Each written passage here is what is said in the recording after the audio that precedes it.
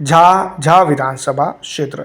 Damodar Rawat Janata Dal United के प्रत्याशी के तौर पर यहां पर चुनाव जीत कर आते हैं।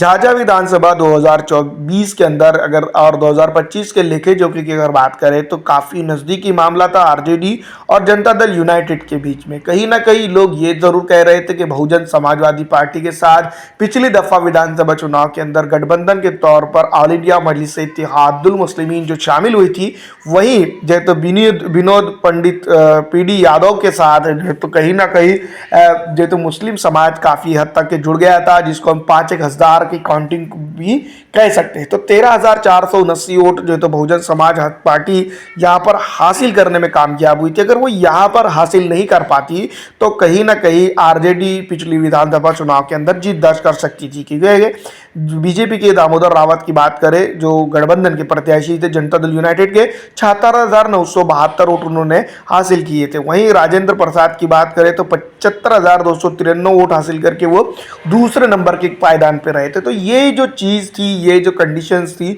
उन तमाम तर चीज़ों को और उन तमाम कंडीशंस को अगर देखा जाए तो इसको लेकर ये बात हम जरूर कह सकते हैं कि झाझा विधानसभा क्षेत्र के ऊपर एक बड़ा, जिसको हम कह सकते हैं पॉलिटिकल एजेंडा, पॉलिटिकल सिनेरियो, ये तमाम तर चीज़ें जो तो भारतीय जनता पार्टी के जो तो विपक्ष में विपरीत गया था, ये साथ गया था और आरजेडी के विपरीत गया था। तो यहाँ पर आरजेडी को ये सोचने की ज़रूरत है कि बहुजन समाजवादी पार्टी को भी साथ में ले लिया जाए, या फिर कम से कम जो तो बिहार की हद तक विधानसभा चुनाव की अगर हम बात करें तो जो यहाँ पर हम सीधी तौर पर क्लियर तौर पर ये बात कह सकते हैं कि जो प्रत्याशियों के साथ उतरने वाले हैं मैदान के अंदर, एक लंबी चौड़ी लिस्ट लेकर फिर रहे हैं, ऑल इंडिया मजलिस इत्तेहादुल मुस्लिमीन को भी साथ ले लिया जाए।